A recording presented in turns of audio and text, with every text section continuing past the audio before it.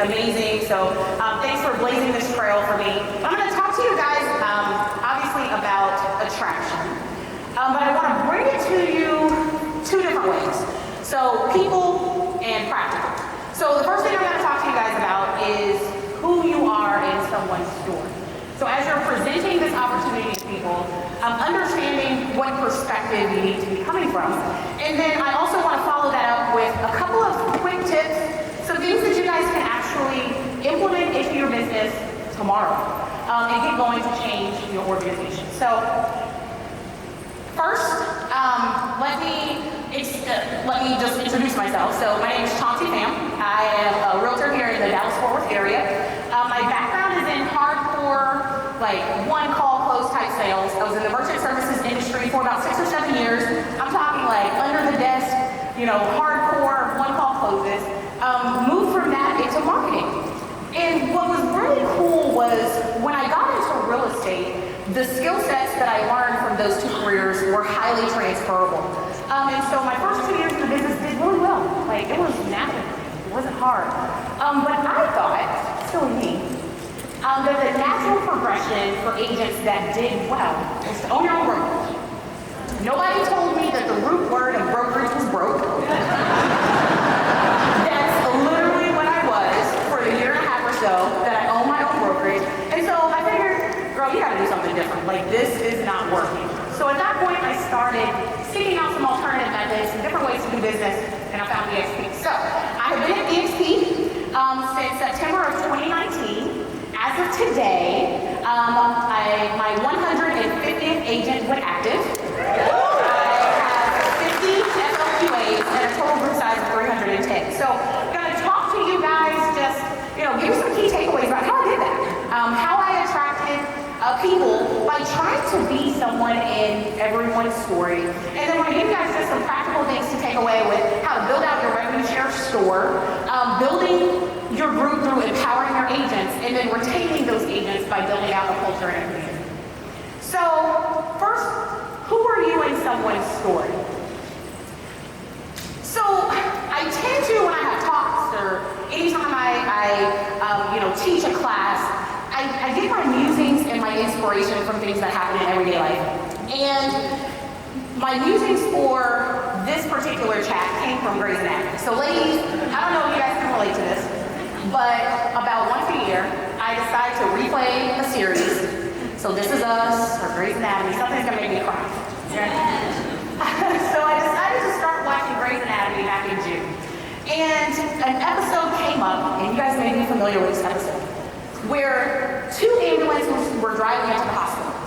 One of those ambulances was driven by a woman, an EMT, and she had a seizure. So boom, she hits the other ambulance, and it flips over. And when it flipped over, something in the back of the ambulance actually impaled the driver of that flipped over ambulance. And so everyone's panicking and freaking out. And upside down in this ambulance is the driver and his best friend, who is the passenger. And they're trying to keep each other awake and aware. It's a very dramatic scene. And so Meredith, the main character of the show, is tasked with going inside of the hospital to get his wife, the ambulance driver who was impaled. Because obviously, when they removed this item, he would bleed out and he would die. So Meredith goes inside, she gets the lady, and everyone's standing around watching this very dramatic scene. The lady's down on the ground, talking to her husband, saying the final last words. I'm crying at this point. The show is doing what it's supposed to do. And Meredith kind of whispers something under her breath. And this is where I kind of got this idea. But she says, this is who I am in her story. This is who I am in her story. And so the doctor standing next to her is like, well, what do you mean? And she says, I've been working in this hospital for years. I've probably worked 200 to 300 feet away from this woman, and I've never said a word to her until today, when I delivered the worst news of her life. And every time she hears my voice, and every time she sees my face, and anytime she hears my name, this is who I am in her story. So now I'm ugly crying. Okay? And I'm ugly crying because I'm like, oh my God, who am I in someone's story? But legit, that's where this whole idea came from. So then I got to thinking. So at that time, I didn't have 150 FLAs. I had about 140. So I'm like, 140 people have joined perceived problem that they have. So who am I in their story? Like that's ultimately what I'm doing this for, so that I can be someone, something of value in everyone's story that crosses my path. So then it got me to thinking about how I landed at EXP. And I remember the first person that introduced me to EXP. I remember the second person that introduced me to EXP. I remember the third person that introduced me to EXP.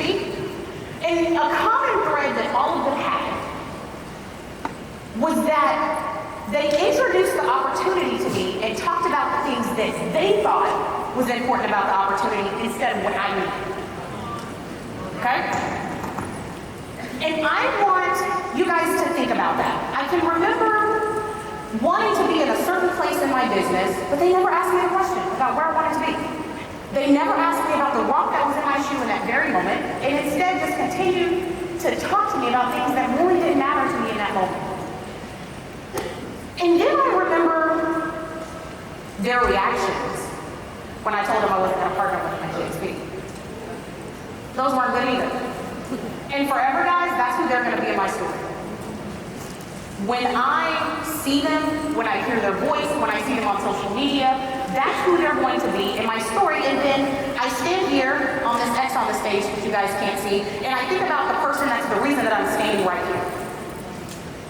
And he instead talked to me about the rock that was in my shoe, what was going on in my business that I was struggling with, where I wanted to be. And forever and a day, he will be the person that introduced me to freedom. He introduced me to time freedom, to spend more time with my children, with my husband, with myself. He introduced me to freedom of mindset, to understanding that there's more than one way to skin a cat. You can do real estate in a lot of different ways. And again, guys, forever and a day, that's who he's gonna be. And I remember even talking to him a little bit about what my goals were. Hey man, I'm so hyped. I'm about to build this YouTube channel. I'm gonna attract agents through it. I'm gonna build out some digital coursework. I'm gonna share that with my agents, bring something of value, help them sell more and produce more. Then people are gonna be like, hey, what are y'all doing? And then they're gonna join. Like, I'm all hyped about this, right? And I remember having that same conversation with the first, second, or third person that I talked to. And I want you guys to hear what they say to me. They said, that's cute. But that's a distraction. Well, that distraction got me 150 FLAs.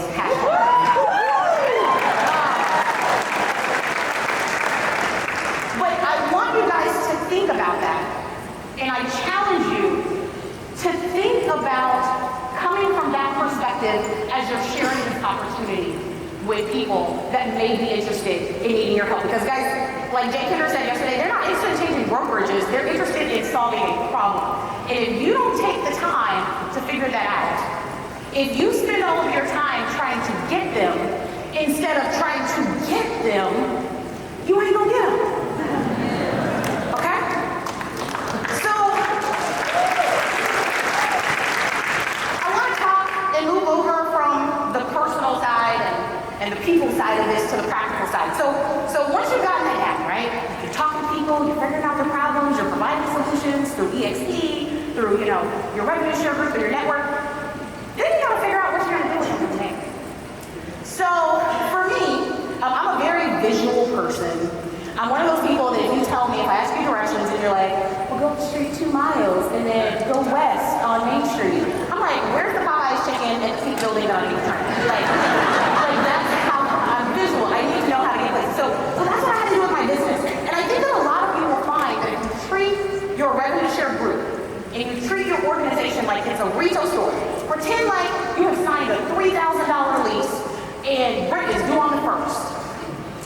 And if that was the case, I don't think that you would struggle so much with what you need to do next. So that's what I did. I said, okay, I gotta visualize this. This is a store. And so that's what I did. And so how do you build this thing out? So where do you start? So of course, you've got to create brand, your brand profile, your target client, come up with a unique value proposition, and ultimately your store needs a sign, right? Who has a store without a sign? So I remember joining, and I'm in Jay Kinder's downline, and they're called the Honey Badgers. Honey Badgers.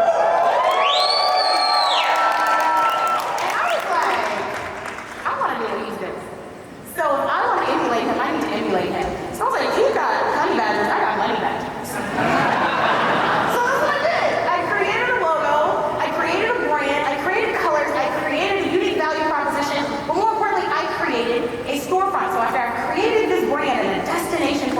to go, then I created an actual destination, a place where the agents could go for training, for onboarding. And so I'm going to show you guys this in this slide. You guys could play this for me real quick. And this is our Money Badger Revenue Share Group Training Library. It's almost our storefront, the destination for agents to come when they have questions. It walks them through the onboarding process, includes external links that takes them right to a lot of the resources, tools, things like that. It actually also has an agent directory for all of the agents that are within our Revenue Share Group. We like to get in touch with each other. They have referrals to pass along. And then we also have vendor partners in here. So they need a graphic designer to help create their brand. We have branding packages that discount for them, things like that. So it is literally a storefront, a centralized location that I can point them to whenever they have a question, and we also can track their progress if they come here so it can be used as an accountability.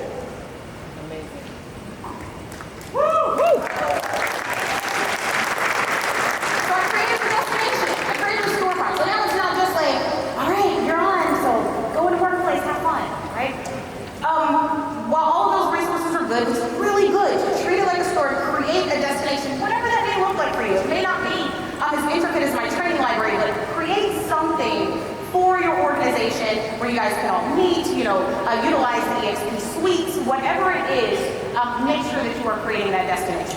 So then the second thing is building by empowering. So here lately, I've been listening to this Coach Berg, as he's phenomenal. I absolutely love this guy. And so he's provided some clarity for some things that I didn't even understand that I was doing. And something that he says is that if you're building a company or an organization, then the quickest and most efficient way for you to do that is to help the people that are underneath you leverage their strengths to make money in this business. And so ultimately, that's what you guys are going to need to do. So again, it's another practical tip with the people that you're bringing in. Guys, don't just bring them in and say EXP is a great place. Say, hey, what are you good at? Good at photography? Let's figure out how we can use photography, leverage photography for you to up your production business and also attract agents. Oh, you're good at coaching? Let's figure out what you can do with that. Oh, you're good at shopping? You need to be in some closets, shooting some videos of closets.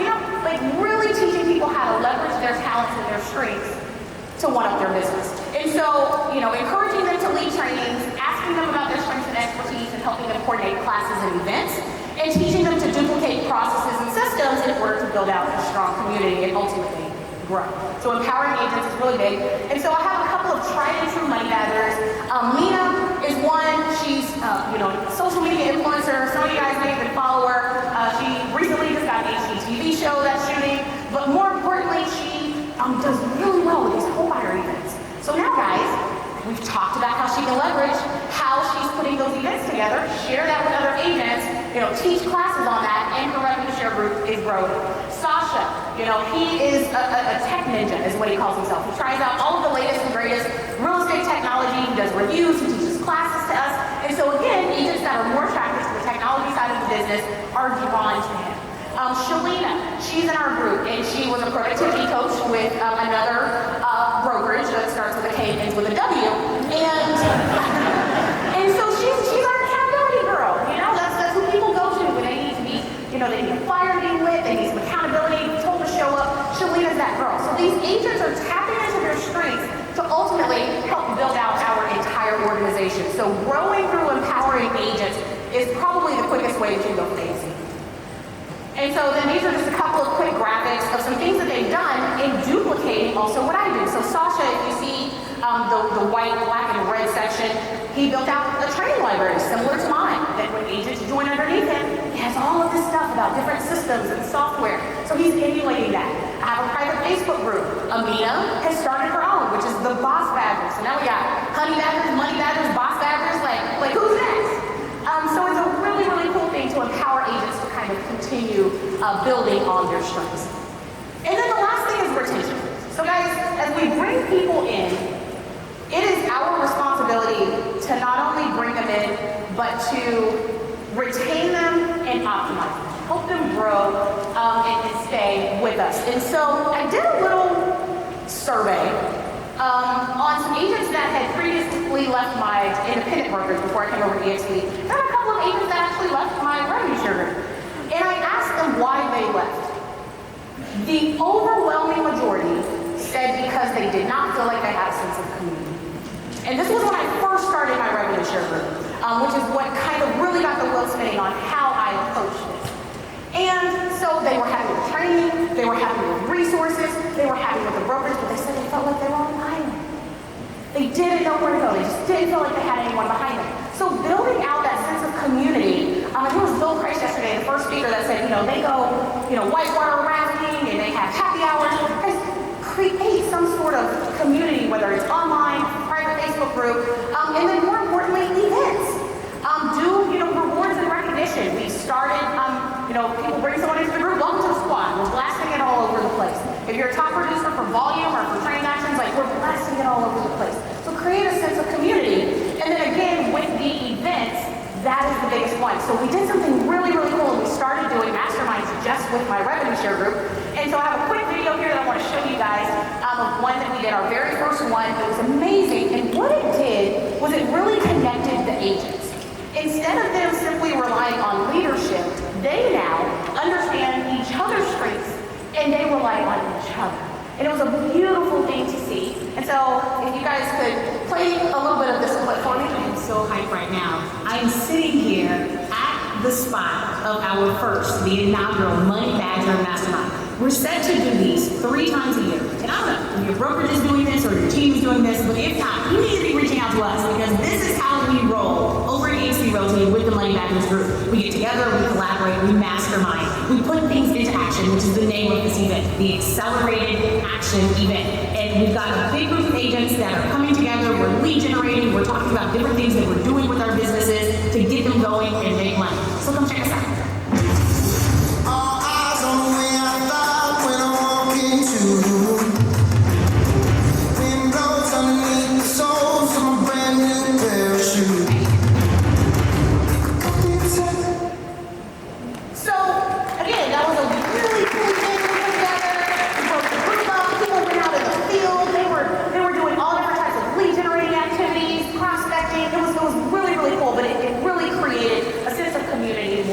So, and just wrapping up, again, guys, remember there's 2 aspects to this. You're going to have the personal side and you're going to have the practical side. And who are you in someone's story on that personal side? I want to thank all of you guys for being a huge part of my story now. This is the biggest stage I've ever spoken in front of, and so this is amazing that you guys are part of my story. But again, I challenge you, thank you. But again, I challenge you to think about who you are in someone's story. Do you want to be agent 1, 2, or 3? That they didn't align with because you didn't try to get them, you just tried to get them? Or do you want to be that agent that ultimately changes their life and has introduced them to freedom? And so I want to say a big thank you to Nick Good for introducing me to this opportunity, introducing me to freedom and being that agent in my life.